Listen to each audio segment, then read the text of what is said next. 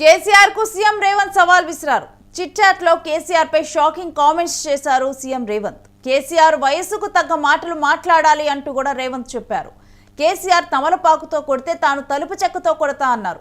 ఎవరి పాలన ఏంటో అసెంబ్లీలో చర్చిద్దామంటూ కూడా రేవంత్ వ్యాఖ్యానించారు. కేసీఆర్ బక్వాస్ మాటలు మాట్లాడొద్దు అంటూ కూడా సీఎం రేవంత్ వార్నింగ్ ఇచ్చారు. ఇక ఆయనకి సత్తా ఉంటే సభకు వచ్చి చర్చించాలి అంటూ కూడా రేవంత్ అయితే హితవు పలికారు. సభలో కేసీఆర్ కు ఎలాంటి అగౌరవం జరగదు అంటూ కూడా సీఎం రేవంత్ హామీ ఇచ్చారు. కేసీఆర్ గౌరవానికి నాది హామీ అంటూ కూడా సీఎం రేవంత్ రెడ్డి వ్యాఖ్యానించడం అయితే ఇప్పుడు చర్చనీయాంశంగా మారింది. 2 సంవత్సరాల తర్వాత కూడా కేసీఆర్ బయటకు వచ్చి మాట్లాడిన విషయం మనందరికీ కూడా తెలిసింది. ఇక ఆ సందర్భంలో కూడా పలు వ్యాఖ్యలు ఆయన చేయటం జరిగింది. ఇక దీనికి సీఎం రేవంత్ కౌంటర్ ఇచ్చినట్లుగా చూడాలి. తాను తమలపాకుతో కొడితే సీఎం రేవంత్ తలుపు చెక్కతో కొడతానంటూ కూడా వ్యాఖ్యానించడం అయితే ఇప్పుడు సంచలనంగా మారింది.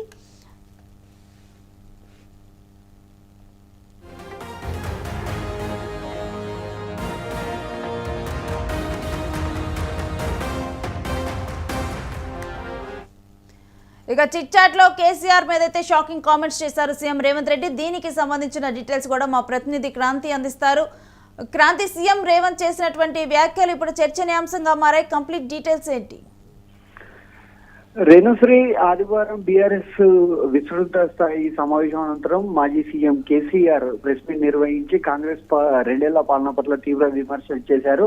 దీనికి కౌంటర్ గా కేసీఆర్ ప్రెస్ మీట్ అయిపోయిన మరో గంట సమయంలోనే సీఎం రేవంత్ రెడ్డి జూబ్లీస్ లోని తన నివాసంలో మీడియా ప్రతినిధులతో చిట్ చాట్ నిర్వహించారు. ఈ చిట్ చాట్ లో ఆయన అనేక సంచలనాత్మకమైనటువంటి కామెంట్స్ అయితే కేసీఆర్ లక్ష్యంగా సీఎం రేవంత్ రెడ్డి చేశారు. ముఖ్యంగా కేసీఆర్ ప్రెస్ మీట్ లో చెప్పినవన్నీ కూడా అబద్ధాలు అంటూ అనే ఒక కామెంట్ అయితే చేశారు. దాంతో పాటుగా మీడియా ముందు మాట్లాడడం కాదు, సుదీర్ఘ రాజకీయ అనుభవం కలిగిన వ్యక్తి, తెలంగాణకు సుమారు 9.5 సంవత్సరాల పాటు ముఖ్యమంత్రిగా వ్యవహరించినటువంటి కేసీఆర్ మీడియా ముందు మాట్లాడడం కాదు, దమ్ముంటే ఆయన సత్తా ఉంటే అసెంబ్లీకి వచ్చి అసెంబ్లీలో ఆన్ రికార్డ్, ఎందుకంటే అసెంబ్లీలో ఏం మాట్లాడినా కూడా రికార్డ్స్ లో ఉంటుంది, ఆయన అక్కడ వచ్చి స్టేట్మెంట్స్ చేయాలి.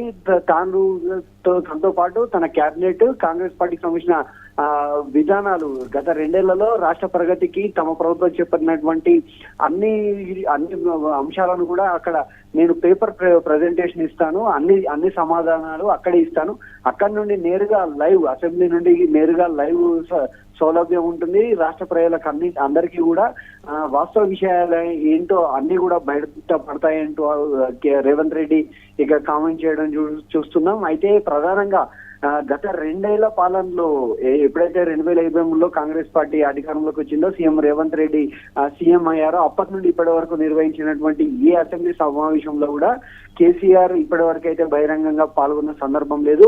కేవలం తన ప్రమాణ స్వీకారానికి కావచ్చు, అనంతరం బడ్జెట్ సమావేశాల్లో, మరీ ముఖ్యంగా గవర్నర్ హాజరయ్యేటువంటి సందర్భంలో తప్ప ఏదైతే ప్రజా సమస్యలపై చర్చ ఉంటుందో ఆ చర్చలో ఒక్క చర్చలో కూడా సీఎం మాజీ ముఖ్యమంత్రి బీఆర్ఎస్ చీఫ్ కేసీఆర్ పాల్గొన్న సందర్భం లేదు. ఈ అంశాలనే నిన్న రేవంత్ రెడ్డి, సీఎం రేవంత్ రెడ్డి కోట్ చేస్తూ మీడియా ప్రతినిధులతో మాట్లాడారు.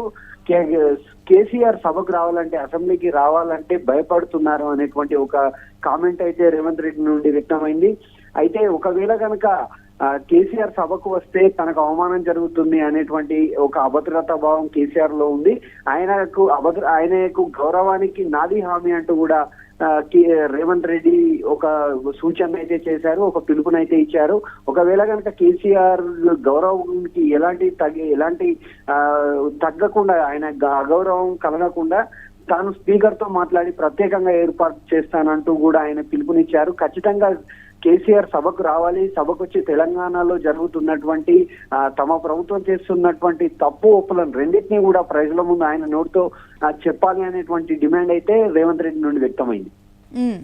ఇక మరొక వైపు కేసీఆర్ తమలపాకుతో కొడితే తాను తలుపు చెక్కతో కొడతానంటూ కూడా రేవంత్ చేసిన వ్యాఖ్యలు కూడా ఇప్పుడు చాలా చర్చనీయాంశంగా మారాయి.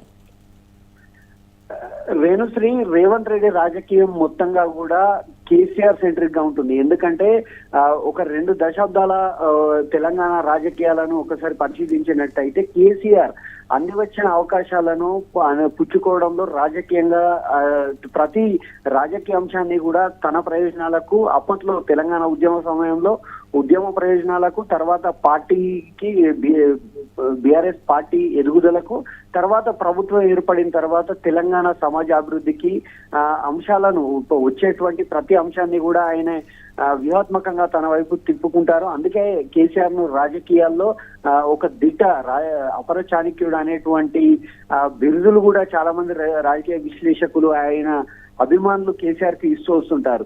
కానీ 2023 ఎలక్షన్స్ లో కేసీఆర్ ను ట్యాకిల్ చేయడం కేవలం రేవంత్ రెడ్డికి మాత్రమే సాధ్యమైంది అనేటువంటి ప్రశంసలు కూడా అప్పుడు రేవంత్ వచ్చాయి. ఎందుకంటే కాంగ్రెస్ పార్టీలో ఎక్కడో టీడీపీలో రాజకీయ ప్రస్థానాన్ని మొదలుపెట్టినప్పటికీ కూడా తాను అనూహ్యంగా కాంగ్రెస్ పార్టీలోకి రావడం, కాంగ్రెస్ పార్టీలో యోధులు ఇటు కోమటిరెడ్డి కావచ్చు, ఉత్తమ్ కుమార్ రెడ్డి కావచ్చు, జానారెడ్డి లాంటి వాళ్ళు, పొన్నాల లక్ష్మి లాంటి సీనియర్లు, వీళ్ళందరినీ కూడా పక్కన పెట్టి కాంగ్రెస్ పార్టీ అధిష్టానం రేవంత్ రెడ్డికి పిసిసి బాధ్యతలు ఇచ్చింది. రాష్ట్రంలో కాంగ్రెస్ పార్టీని నడిపించే అవకాశం ఇచ్చింది. ఆయనే ఎప్పుడైతే పిసిసి అధ్యక్షుడయ్యారో అప్పటి నుండి ప్రతి అంశాన్ని అప్పట్లో ఉన్నటువంటి బీఆర్ఎస్ ప్రభుత్వం కేసీఆర్ సీఎం గా చేసినటువంటి తప్పులను ఒక్కొక్కటిగా తనకు అనుకూలంగా మలుచుకుంటూ ఒక్కొక్క మెట్టు పేర్చుకుంటూ కేసీఆర్ ను పైన రేవంత్ రెడ్డి పైచేయి సాధించారు.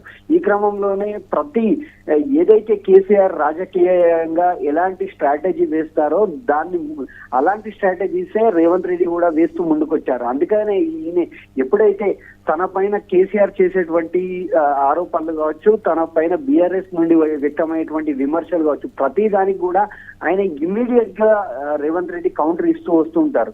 ఇటు మీడియాను యూటిలైజ్ చేసుకోవడం కావచ్చు, అలాగే ప్రభుత్వంలో ఉన్నటువంటి వ్యవహారాలను చక్కబెట్టడంలో కావచ్చు, ఏదైనా కూడా కేసీఆర్ ఎలాంటి విధానాలను అనుసరించారో వాటిని ట్యాకిల్ చేయడం కోసం సేమ్ అదే దారిలో రేవంత్ రెడ్డి కూడా వస్తూ ఉంటారు.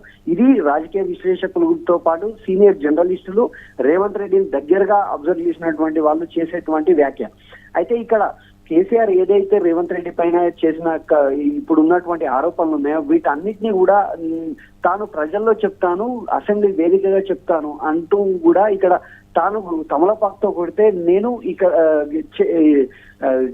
ఒక తలుపు చెక్కతో కొడతాను అంటే సీరియస్ కామెంట్ ఇది. రాజకీయ ఒకసారి చూసినట్టయితే కేసీఆర్ ఒక మాట అంటే నేను 10 మాటలు అనగలను అనేటువంటి ఒక స్టేట్మెంట్ దీన్ని అంతరార్థంగా చూడాలి. ఎందుకంటే ఎలక్షన్ సీఎం కాకముందు కూడా రేవంత్ రెడ్డి చాలా అగ్రెసివ్ పాలిటిక్స్ చేసేవారు, అగ్రెసివ్ కామెంట్స్ చేసేవారు.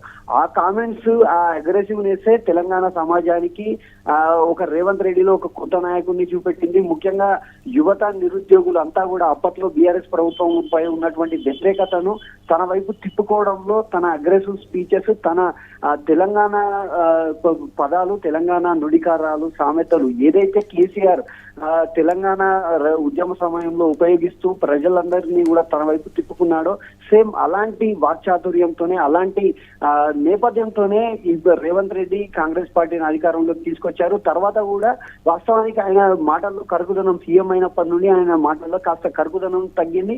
ఆయన అప్పట్లో ఒక మాట అనేవాడు, ఎయిటి వాళ్ళు ఫుట్బాల్ ఆడితే నేను కూడా ఫుట్బాల్ ఆడాలి, ఎయిటి వాళ్ళు క్రికెట్ ఆడితే నేను కూడా క్రికెట్ ఆడాలి. అంటే కేసీఆర్ కావచ్చు, వేరే రాజకీయ ప్రత్యర్థులు ఎవరైనా కావచ్చు, తనపై ఏ స్థాయి కామెంట్స్ చేస్తారో సేమ్ అలాంటి జవాబే నేను ఇస్తాను అనేటువంటి విధానం రేవంత్ రెడ్డిలో ఉండేది.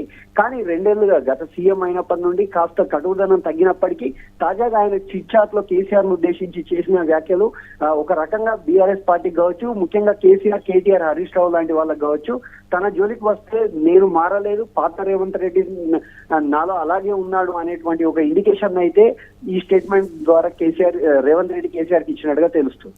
Right, thanks for the details Kranthi. ఇక సీఎం రేవంత్ అయితే కేసీఆర్కి, మాజీ సీఎం కేసీఆర్కి కూడా కౌంటర్ ఇవ్వడం జరిగింది. దీంట్లో కూడా కేసీఆర్ తమలపాకుతో కొడితే తాను తలుపు చెక్కతో కొడతానంటూ కూడా వ్యాఖ్యానించడం, ఇక ఎవరి పాలన ఏంటో అసెంబ్లీలో చర్చిద్దామంటూ కూడా రేవంత్ వ్యాఖ్యానించారు. గతంలో కూడా ఇటు కేసీఆర్ని మీరు అసెంబ్లీకి రావాలి అని కోరటం, అప్పుడు కనుక మీ దగ్గర ఉన్నటువంటి సలహాలు కానీ సూచనలు కానీ ఏమైనా ఉంటే వాటిని మేము గౌరవిస్తామని చెప్పి కూడా గతంలో కూడా రేవంత్ మాట్లాడేవారు, సీఎం రేవంత్. ఇక ఈసారి కూడా కేసీఆర్ బక్వాస్ మాటలొద్దు, ఏమైనా ఉంటే కనుక అసెంబ్లీలోనే మాట్లాడదామంటూ కూడా మాట్లాడటము, ఇక ఆయనకి సత్తా ఉంటే కనుక సభకు వచ్చి చర్చించాలంటూ కూడా వ్యాఖ్యానించారు. సభలో కేసీఆర్కు ఎలాంటి అగౌరవము జరగదు అంటూ కూడా మాట ఇచ్చారు. కేసీఆర్ గౌరవానికి నాది హామీ అంటూ కూడా సీఎం రేవంత్ వ్యాఖ్యానించారు.